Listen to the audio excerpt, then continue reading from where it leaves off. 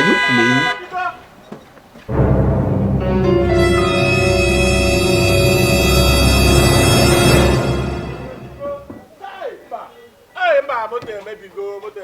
Apostle will hear of this.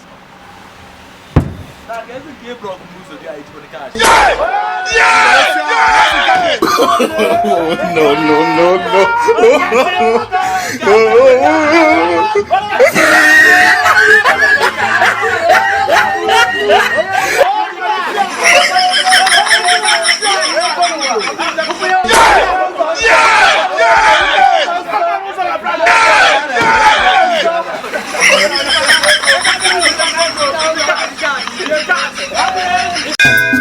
Nwaanyị ọka sịkwara iwe erike